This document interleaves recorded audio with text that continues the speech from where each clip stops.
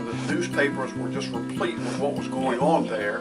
And the chamber, when it was founded, it's my understanding, sputtered in the first couple of years. And it's very understandable why, because in 1917, Woodrow Wilson had the country really on a wartime footing. For war, the young men were going on to active duty and into training, and then they left.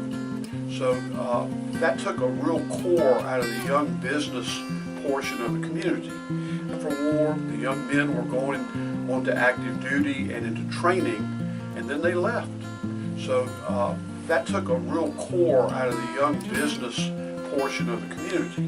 Now, when they returned, some of the fellows, when they came back, were more determined to get into business and to kind of resume things. Somewhat the way it was after the Civil War.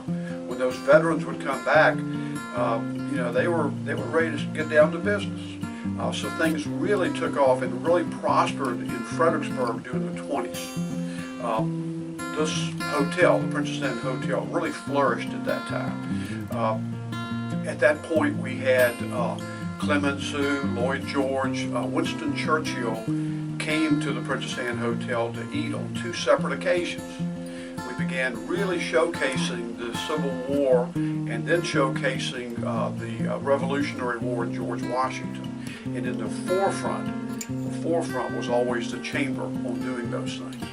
The DAR with Kenmore took off at that time in the 20s, supported by the chamber. So all of the positive things that occurred really in the region were looked at and acted on, and I think really assisted by the Chamber of Commerce. And this region owes a great deal to those men and women who contributed their time and their money and their talents for this region, and we benefit from that today. The chamber has an excellent future. Ms. Spears has done an outstanding job with her staff, and there's going to be a continuing need, and it's the chamber that can kind of balance those rural interests with the revitalized interest we have here in downtown Fredericksburg. You can just feel it when you come up William Street as to the building that we're finding that's a different kind of construction here in downtown than we've ever had before.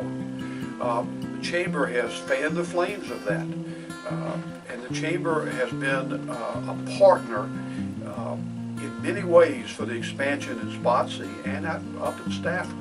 Different types had to kind of tread that line between preservation and growth and control and fiscal responsibility, which is one issue that the counties and the boards of supervisors have always had a hard time finding a good balance. Just come to town, they want to get active locally, they can instantly join the chamber. The chamber doesn't make them spend 2 years coming to meetings. The chamber instantly helps them get into the community, puts them on committees, welcomes their input, and it's one of the most wonderful things about this community is how quickly people can get right into the fabric and contribute and really feel like that they're making a difference in Fredericksburg. And the chamber is absolutely way ahead of everything else.